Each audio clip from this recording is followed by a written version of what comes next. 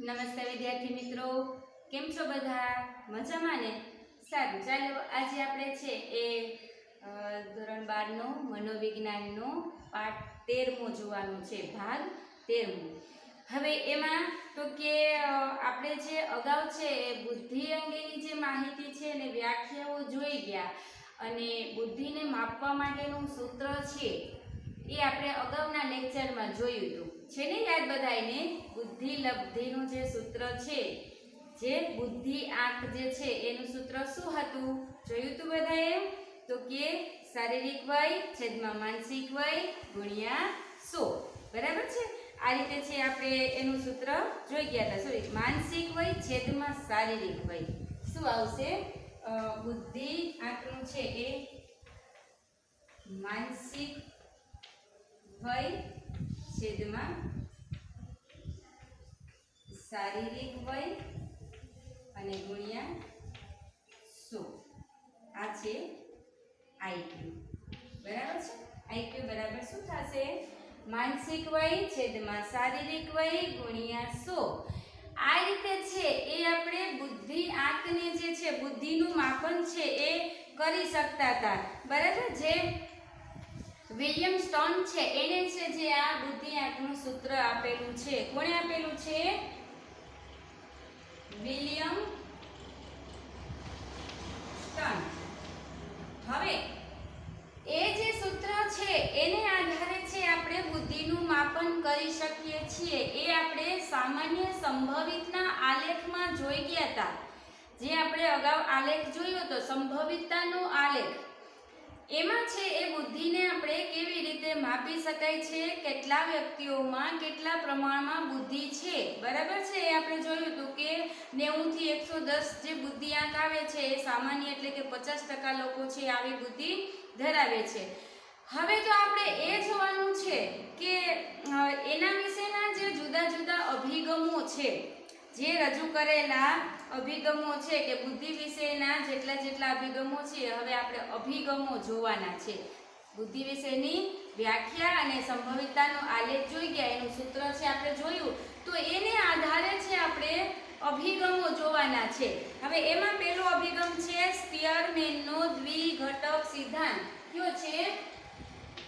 સ્પીયરમેનનો દ્વિઘટક સિદ્ધાંત.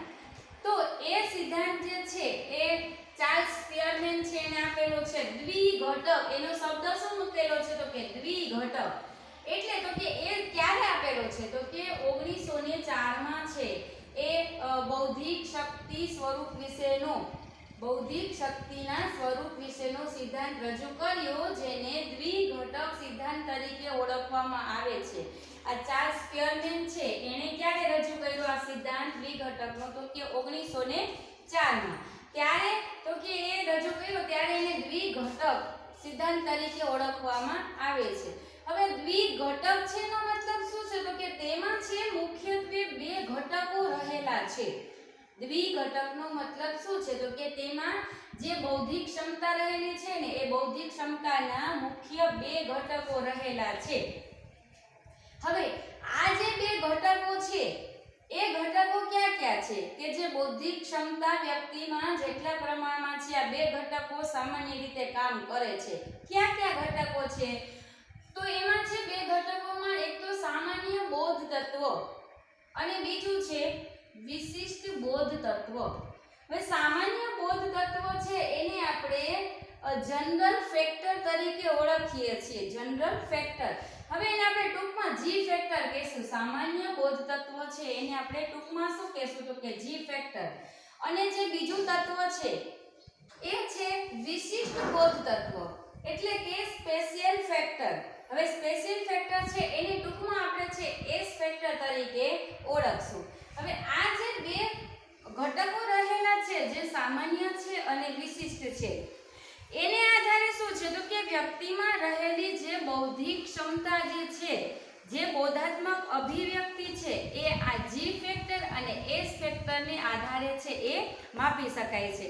તો જે સામાન્ય બુદ્ધિ તત્વ જે છે એટલે કે જી ફેક્ટર, તો એની લાક્ષણિકતા શું છે? આપણે એને ઓળખવું હોય જી ફેક્ટરને, તો એની લક્ષણો છે કે લાક્ષણિકતાઓ છે એને આધારે છે આપણે એને ઓળખી શકશું કે જી ફેક્ટર એ શું છે. તો જી ફેક્ટરની પહેલી લાક્ષણિકતા છે કે આ જન્મગત ક્ષમતા છે. હવે વ્યક્તિમાં જે સામાન્ય ક્ષમતાઓ રહેલી છે એ કેવી છે તો કે પહેલા જ લક્ષણમાં આપણે બતાવ્યું છે કે એ છે એ જન્મદત્ત છે કે એ વ્યક્તિ જન્મતાની સાથે જ્યારે બાળક જન્મે છે ત્યારે આ ક્ષમતા એનામાં રહેલી હોય છે.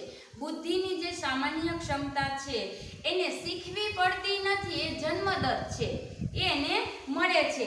પછી બીજું છે તો આ સામાન્ય માનસિક ઉર્જા કે શક્તિ છે જે જી ફેક્ટર છે એ શું છે તો કે જી ફેક્ટર છે ને એ સામાન્ય માનસિક શક્તિ છે કે જે દરેક વ્યક્તિઓમાં જોવા મળે છે કે દરેક વ્યક્તિઓની જે ઉર્જા શક્તિ છે પછી કોઈ પણ પ્રવૃત્તિ કરવાની હોય કે કોઈ પણ કાર્ય કરવાની હોય તો એ જે માનસિક ઉર્જા કે શક્તિઓ રહેલી છે એ જી ફેક્ટરમાં એનો સમાવેશ થશે, એટલે કે સામાન્ય બોધ તત્વમાં સમાવેશ થશે. હવે ત્યાર પછી છે તો કે તે સાતત્યપૂર્ણ છે. જી ફેક્ટર છે એ શું છે તો કે તે સાતત્યપૂર્ણ છે. એનો મતલબ શું થયો તો કે દરેક વ્યક્તિએ પોતપોતાની રીતે એ સત્ય ધરાવે છે. જે વ્યક્તિમાં જે સામાન્ય બુદ્ધિ છે એનું પ્રમાણ તો એના પ્રમાણે જ જોવા મળે છે, એટલે કે એ સાતત્યપૂર્ણ જોવા મળે છે. કારણ કે પહેલા જ આપણે જોયું કે એ કેવું છે તો કે જન્મદત્ત છે. હવે દરેક વ્યક્તિએ છે એનું પ્રમાણ છે અલગ અલગ હોઈ શકે પણ દરેકને છે એ જે તો ટૂંકમાં એ સત્ય છે મળે જ છે, એટલે કે એ કેવું છે તો કે સાતત્યપૂર્ણ છે. હવે ત્યાર પછીની આપણે લક્ષણ જોઈએ તો કે જી ફેક્ટરની બાબતમાં વ્યક્તિગત તફાવતો જોવા મળે છે. દરેક વ્યક્તિમાં સામાન્ય બુદ્ધિનું પ્રમાણ છે એ કેવું છે તો કે જે આ જી ફેક્ટર છે એ સામાન્ય બુદ્ધિ તત્વ છે તો એ વ્યક્તિએ છે એનો તફાવત રહેલો જોવા મળે છે. બધામાં છે એ જે સામાન્ય બુદ્ધિ છે એ સરખી હોતી નથી, એટલે કે દરેક વ્યક્તિએ છે એનો તફાવત રહેલો હોય છે. એનું પ્રમાણ હોય કે એની માત્રા હોય એમાં તફાવત કે તુલના રહેલી જોવા મળે છે. એને આધારે છે આપણે જી ફેક્ટરને ઓળખી શકીએ છીએ. ત્યાર પછીનું જે લક્ષણ છે તો કે જીવનની દરેક પ્રવૃત્તિમાં ક્ષમતાનો ઉપયોગ થાય છે.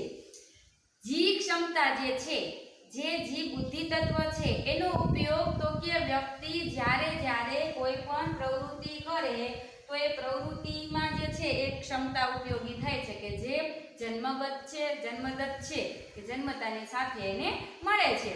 તો એ જે બુદ્ધિની ક્ષમતા છે સામાન્ય એ વ્યક્તિ દરેક કાર્યમાં કે દરેક પ્રવૃત્તિમાં પોતાની રીતે ઉપયોગ કરી શકે છે. હા, એ આપણે જોયું કે એના પ્રમાણમાં છે એ તફાવત હોય છે પણ કેટલા પ્રમાણમાં ક્યારે કઈ બુદ્ધિનો ઉપયોગ કરવો એ આ જી ફેક્ટરમાં જોવા મળે છે, એટલે કે એક ક્ષમતા છે દરેક પ્રવૃત્તિ કે કાર્યમાં જોવા મળે છે. બરાબર. ત્યાર પછી છે તો કે જે વ્યક્તિમાં જી ફેક્ટરનું પ્રમાણ વધુ હોય તે વ્યક્તિ જીવનમાં વધુ સફળતા મેળવે છે.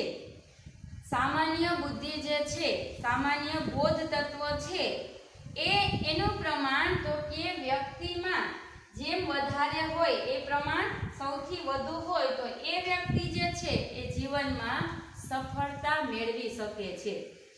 જે વ્યક્તિ આપણે એમ કહે છે કે ઘણી વ્યક્તિ છે એનામાં સામાન્ય બુદ્ધિ છે આ છે એનું પ્રમાણ વધારે છે તો એ જીવનમાં ખૂબ આગળ છે, જીવનમાં છે સફળતા મેળવી શકે છે. કારણ કે બુદ્ધિ ક્ષમતાને આધારે કોઈ પણ સમસ્યા હોય કોઈ પણ પ્રશ્ન હોય એને ખૂબ સારી રીતે ઉકેલી શકે છે.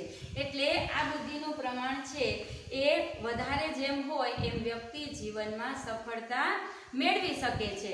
તો આ વાત થઈ જી ફેક્ટરની લાક્ષણિકતાની. કેટલી હતી તો કે 6 લાક્ષણિકતા કે જી ફેક્ટર છે સામાન્ય બોધ તત્વ છે એના લક્ષણોના આધારે છે એને ઓળખી શકીએ છીએ. હવે ત્યાર પછી છે દ્વિઘટક સિદ્ધાંતમાં બીજું તત્વ એ કયું છે બીજું ઘટક કયું છે તો કે એસ ફેક્ટર, મતલબ કે સ્પેશિયલ ફેક્ટર. એ છે વિશિષ્ટ પ્રકારની બુદ્ધિ, જેને આપણે ગુજરાતીમાં શું કહીશું તો કે વિશિષ્ટ પ્રકારની બુદ્ધિ, અને ટૂંકમાં આપણે એને જી ફેક્ટર તરીકે ઓળખશું. તો એની લાક્ષણિકતા છે એ આપણે જોવાની છે. તો એમાં જોઈએ તો કે જેવી રીતે આમાં આપણે લાક્ષણિકતા પહેલી જોઈએ કે સામાન્ય બુદ્ધિ તત્વ છે એ કેવું છે તો કે જન્મદત્ત છે. હવે જ્યારે એસ ફેક્ટર છે એનું પહેલું લક્ષણ જોઈએ તો કે આ ઘટક છે જન્મદત્ત નથી એટલે કે સંપાદિત છે. હવે સંપાદિત છે એનો મતલબ શું છે તો કે એ પ્રકારની જે ક્ષમતા છે એ શીખેલી છે.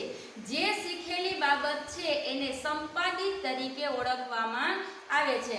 આગળ પણ છે જે આ સંપાદિત શબ્દ છે એ ઘણી બધી જગ્યાએ આવવાનું છે કે એ બાબત સંપાદિત છે. સંપાદિતનો મતલબ એ થયો કે વ્યક્તિ પછીથી શીખે છે એ છે સંપાદિત છે. એટલે કે આવી બુદ્ધિ તો કે જન્મગત નથી, વ્યક્તિને જન્મતાની સાથે મળતી નથી, પણ કેવી છે તો કે સંપાદિત છે. એટલે વ્યક્તિએ શીખેલી બાબત છે એ બુદ્ધિની ક્ષમતા શીખેલી છે.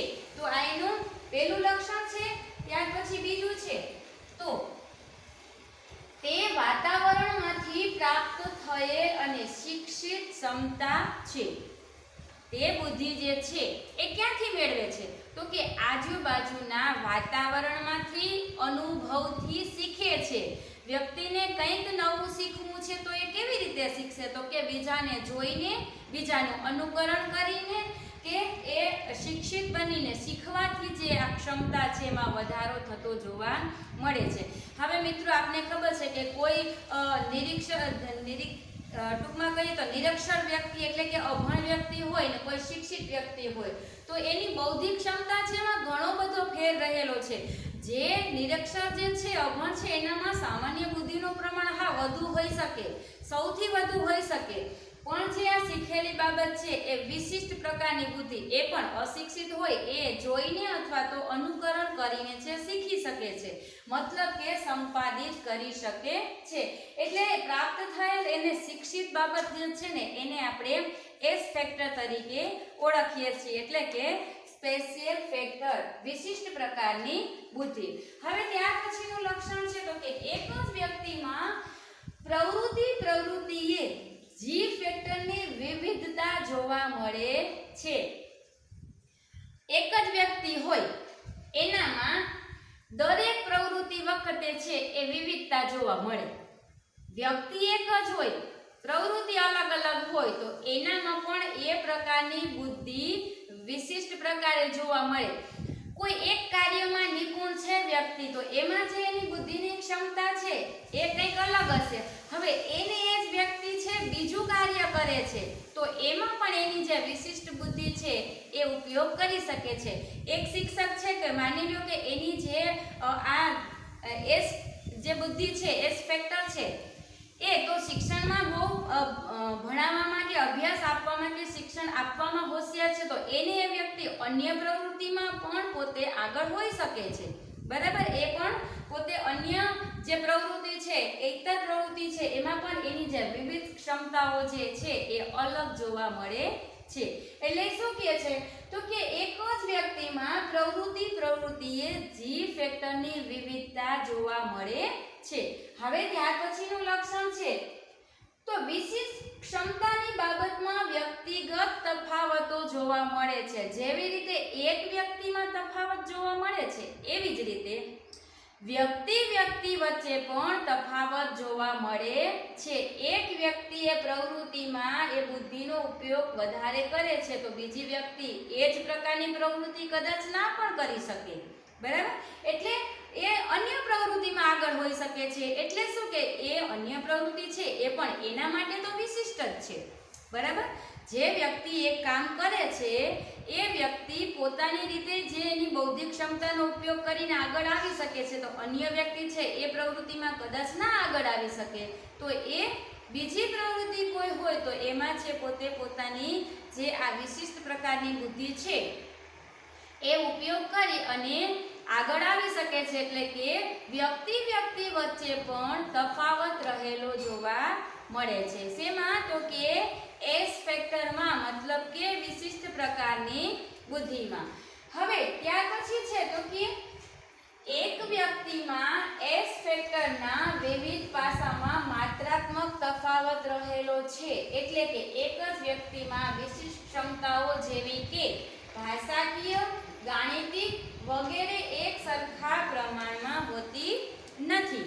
હવે છેલ્લી લાક્ષણિકતા છે એમાં શું કહેવા માંગે છે કે વ્યક્તિમાં વિશિષ્ટ ક્ષમતાઓ રહેલી છે એ જ બાબતમાં તો કે એ વિશિષ્ટ ક્ષમતાઓ કઈ કઈ હોય તો કે ભાષાકીય હોય એમાં ભાષાકીય છે કે ગાણિતિક છે. હવે એ બધી અલગ અલગ પ્રવૃત્તિ છે છતાં પણ એ પોતાની જે ક્ષમતા છે એમાં તફાવત હોય છે. કોઈ ગણિતની પદ્ધતિઓ ઉકેલે છે તો એની જે વિશિષ્ટ બુદ્ધિ છે અલગ હોય છે અને એ જ વ્યક્તિ ભાષાકીય રીતે જે બુદ્ધિ ક્ષમતાનો ઉપયોગ કરે છે એ પણ અલગ હોઈ શકે છે. એટલે તો કે એક જ વ્યક્તિમાં જ્યારે વિશિષ્ટ પ્રકારની ક્ષમતાઓ હોય એમાં પણ શું જોવા મળે છે તો કે તફાવત જોવા મળે છે. જેવી રીતે આપણે અહીંયા કીધું ને કે એક જ વ્યક્તિમાં પ્રવૃત્તિએ વિવિધતા જોવા મળે, એવી જ રીતે સેમ એ જ છે કે એક જ વ્યક્તિ હોય તો એની જુદી જુદી ક્ષમતાઓ છે, જુદી જુદી જે બૌદ્ધિક ક્ષમતાઓ રહેલી છે એમાં જુદી જુદી રીતે તફાવત હોય છે. પછી એ ભાષાકીય હોય, ગાણિતિક હોય કે પછી આંતરસૂત્ર દ્વારા ઉકેલ નહીં આવતા હોય એ બાબતમાં પણ તફાવત જોવા મળે છે. એને આધારે છે કે આ જે એસ ફેક્ટર છે એના લક્ષણોને આધારે એને આપણે જાણી શકીએ છીએ. હવે આપણે તો કે ચાર્લ્સ સ્પીયરમેન છે એને પોતાની જે દ્વિઘટક બુદ્ધિની ક્ષમતાઓ જે છે એમાં તો કે મુખ્ય ક્યાં જોયા તો કે બે તત્વો રહેલા છે. મુખ્ય કેટલા તત્વો રહેલા છે તો કે બે ઘટકો કે બે તત્વો. હવે એને આપણે શું નામ આપ્યું ટૂંકમાં તો કે જી ફેક્ટર અને એસ ફેક્ટર. જી ફેક્ટર મતલબ કે જનરલ ફેક્ટર અને એસ ફેક્ટર છે તો એનું છે સ્પેશિયલ ફેક્ટર તરીકે ઓળખવામાં આવે છે, જેને આપણે ગુજરાતીમાં સામાન્ય બોધ તત્વ અને વિશિષ્ટ બોધ તત્વ તરીકે ઓળખીએ છીએ. તો આ સિદ્ધાંત છે એ સૌપ્રથમ તો કોણે આપેલો છે અને ક્યારે આપેલો છે તો કે ચાર્લ્સ સ્પીયરમેન છે તેણે આ સિદ્ધાંત છે એ 1904માં આપેલો છે, જે બૌદ્ધિક ક્ષમતા માપવા માટેનો અભિગમ ગણાવી શકાય. એટલે આ જે એનો અભિગમ છે એ તો કે એને આધારે છે એ વ્યક્તિમાં રહેલી જે બૌદ્ધિક ક્ષમતાઓ છે, માનસિક પ્રક્રિયાઓ છે એને આપણે આ સિદ્ધાંત દ્વારા કે એના જે આ અભિગમ છે એના દ્વારા માપી શકાય છે. અને જુદી જુદી રીતે છે આપણે એનું માપન કરી શકીએ છીએ. એનું માપનનું સૂત્ર પણ આપણે છે એ જોઈ ગયા અને આ જે અભિગમ છે એને આધારે વ્યક્તિ વચ્ચે જે બૌદ્ધિક ક્ષમતાનો તફાવત જે છે, જે તુલના છે એને આપણે ઓળખી શકીએ છીએ. બરાબર. હવે ત્યાર પછીનો જે સિદ્ધાંત છે એ બીજો છે તો કે એ છે સ્ટર્નબર્ગનો ત્રિપુટીનો સિદ્ધાંત. પણ એને આપણે છે એ નેક્સ્ટ લેક્ચરમાં જોવાનું છે. આજે આપણે છે આ એક જ અભિગમ જોશું, બાકીનો જે બીજો અભિગમ છે એ આપણે આના પછીના લેક્ચરમાં છે જોવાનું છે. તો આજે આપણે છે એ આટલું રાખીએ. દ્વિઘટક સિદ્ધાંતનો બે ઘટકો જી ફેક્ટર, એસ ફેક્ટર અને એની લાક્ષણિકતાઓ. હવે આને છે તમારે એક એસ ફેક્ટર જે છે એને તમારે તમારી હોમવર્ક બુકમાં છે એ લખવાનું છે. પાકા બે કરવાના છે, જી ફેક્ટર અને એસ ફેક્ટર, પણ લખવાનું જે છે એ આ છે એસ ફેક્ટર. બરાબર. એને તમારે તમારી હોમવર્ક બુકમાં છે એ લખવાનું છે. એના લક્ષણો અને એની જે બાબતો છે તે હોમવર્ક બુકમાં લખવાનું છે. બરાબર. બે પાકા કરવાના છે. હવે આપણે આવતા લેક્ચરમાં છે એ નવો અભિગમ છે જોવાનું છે. સ્ટેનબર્ગનો છે એ ત્રિપુટીનો સિદ્ધાંત છે એને આપણે નેક્સ્ટ લેક્ચરમાં જોશું. ત્યાં સુધી આવજો.